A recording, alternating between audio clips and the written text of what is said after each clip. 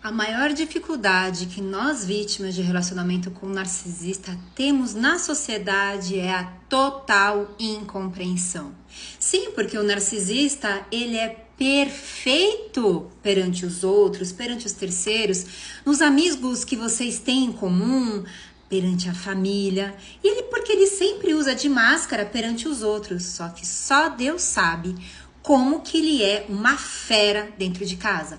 A máscara cai literalmente e aí você fica pensando, meu Deus, como eu gostaria que você fosse assim ou que você me tratasse dessa maneira, como você me trata em casa, perante os outros, para saber como que os outros iam achar sobre isso.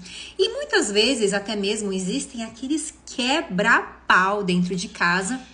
E em seguida vocês saem, vão para algum evento e neste evento ele te dá até comidinha cortadinha na boca e traz o principal e o pedaço mais gostoso que você gosta daquela comida. E você fica naquela dissonância cognitiva, você fica pensando, como assim?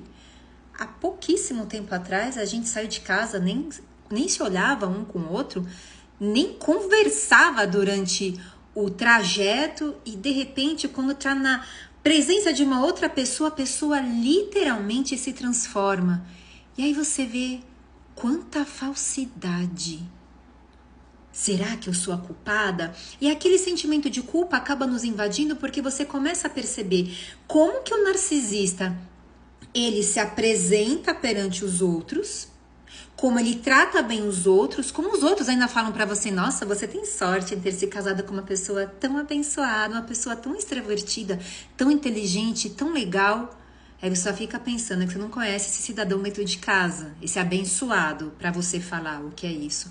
Só que ao mesmo tempo, a gente fica pensando, mas peraí, se ele é bom com os outros, está tratando bem os outros, é sinal que eu tenho culpa. A culpada sou eu, porque afinal de contas, no início do relacionamento não era assim. Afinal de contas, no início do relacionamento ele era uma pessoa maravilhosa, ele era amigável, ou ela era amorável, amada, amável. E de repente, tudo mudou.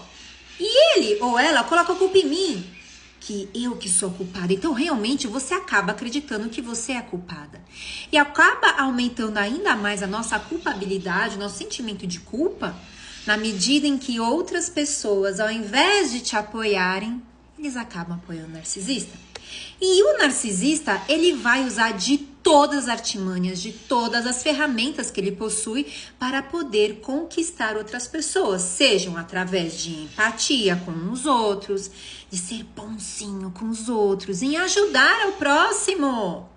Como assim? A profissão dele não permite que ele seja narcisista? Só que existe narcisista comunal, que, por exemplo, são líderes religiosos em que acabam usando o suprimento narcísico à própria entidade, ali, à própria coletividade.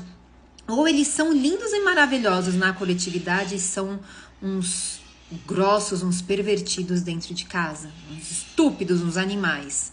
Coitados dos animais, é até uma ofensa, porque os animais, eles são o que eles são, eles não têm máscaras, eles não têm falsidade. E aí, a nossa dissonância cognitiva fica naquela, ora você está lá em cima achando que ele é o máximo, porque às vezes ele é bom.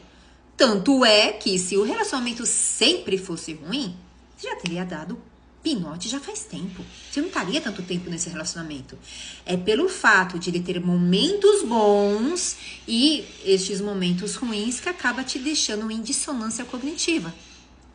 E estes momentos bons, quando você está no momento ruim, você já começa a ficar com aquela expectativa de que logo, logo tudo vai voltar a ser como era antes, a ser momento bom e que a culpa é sua. E aí o narcisista, ele afirma que a culpa realmente é sua do relacionamento estar ruim e que é corroborado, é confirmado com os flying monkeys, com os macacos voadores, que às vezes eles nem fazem isso de uma maneira intencional. Às vezes eles estão ali de boa, são comprados pela ideia ou são realmente comprados pelo narcisista, porque acham que o narcisista é super bom. E aí acaba usando aquela coisa de que a família é sagrada, que o casamento é sagrado, olha os seus filhos, lutem por eles. Só que mal as pessoas sabem que não é bom o convívio de crianças em um relacionamento tóxico. Não é bom, primeiro, porque as crianças, principalmente, elas aprendem pelo exemplo. Não adianta você ficar falando, olha, não faça tal coisa. Ou como tem aquele ditado popular, faça o que eu digo, mas não faça o que eu faço. Gente, isso daí por Deus, né? Tem que ser exatamente o contrário. Se você fala para fazer tal coisa e não faz, por exemplo, fala para fazer exercícios físicos, mas não faz, não realiza. Que moral que você tem em falar para os outros exercerem exercícios físicos? Moral nenhuma. Você não faz a sua parte, como é que você pode exigir dos outros ou dar uma lição de moral nos outros? Zero. Da mesma forma, a criação dos nossos filhos. Como é que você pode criar os nossos filhos, por exemplo, a respeitar a mãe, a figura da mulher, se a própria mulher não se dá o respeito? Se a própria mulher, ela naquela fixação de manter a família, estou fazendo isso para o meu filho ter contato com o pai, para ele não nascer uma criança frustrada, longe dos pais, com pais separados, aquela coisa toda, você acaba se definhando como mulher, como ser humano, e acontece o contrário. Ao invés do seu filho ter valor pela mãe, ter orgulho da mãe, ele começa a ver a mãe nos mesmos olhos que o narcisista, que a mãe é imprestável. E aí, por isso que nós vemos muitas mulheres que acabam escrevendo aqui pra mim, nossa, o meu marido é narcisista e os meus filhos também são.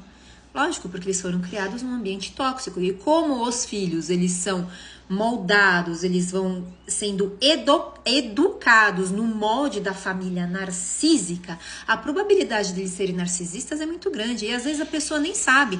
Pode até ser que ele esteja num grau 7, já com algumas tendências ali do transtorno de personalidade narcisista, que é o grau 8, 9, 10, e já tá ali com um pezinho, mas existe grande possibilidade dessa pessoa que tá no grau 7 ir pro grau 6, que é o narcisismo saudável.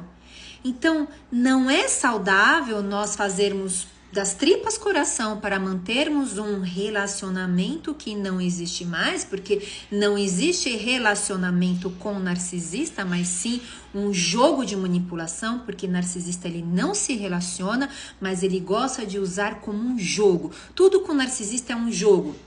E o maior jogo dele é o poder, o domínio.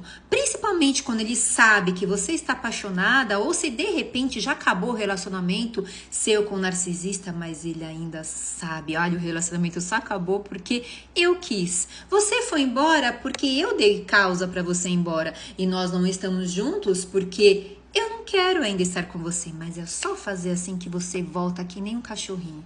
Isso daí existem relatos até mesmo em livros de próprias vítimas contando dessa dinâmica do narcisista. E é exatamente isso que acontece. E tenha uma coisa em mente.